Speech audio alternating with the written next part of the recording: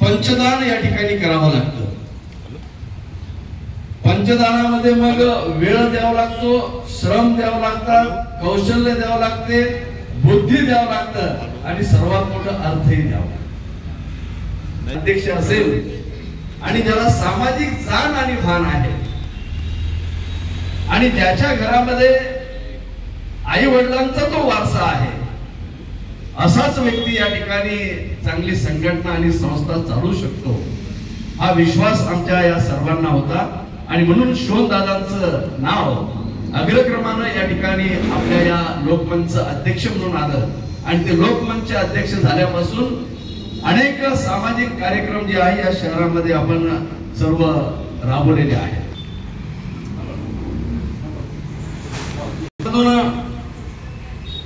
विविध सामाजिक उपक्रम या ठिकाणी साजरे करत असताना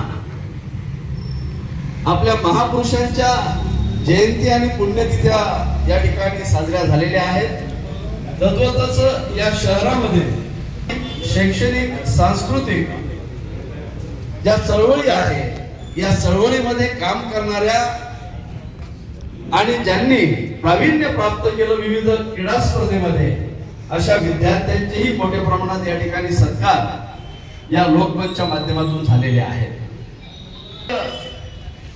संस्था नाही तर एक ती चळवळ या ठिकाणी आहे आणि त्या चळवळीला खऱ्या अर्थानं बळ देणारी मंडळी जर आपण या ठिकाणी जी आहे ती या स्टेजच्या दुसऱ्या बाजूला आपण पाहतो।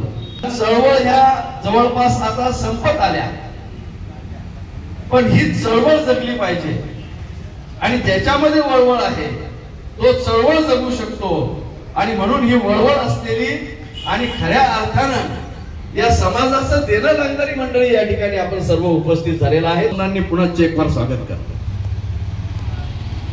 आज या अभिष्ट चिंतन सोहळ्याचं नियोजन करत असताना शोधदादांनी पहिले नकार दिला होता, कारण स्वभावाला औषध नसतं आणि मला प्रसिद्धी नको आणि माझं नाव काही मोठं झालं पाहिजे अशी मला अपेक्षा नाही।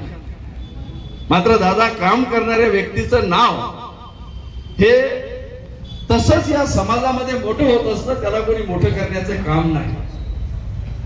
आणि ज्या पद्धतीनं आदरणीय डॉक्टर चिंचोले साहेब पिताश्री यांना मी विनंती करतो, आपण मंचावर स्थानापन्न व्हावं। आपण या इकडे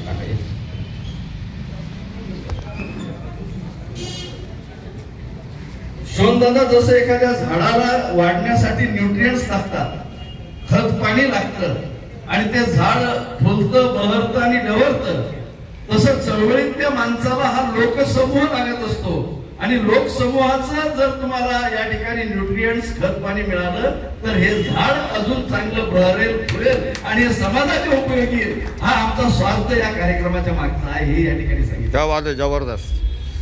आणि म्हणून प्रकारच्या कार्यक्रमांचं आयोजन नियोजन आपण सातत्यानं या ठिकाणी करत असतो।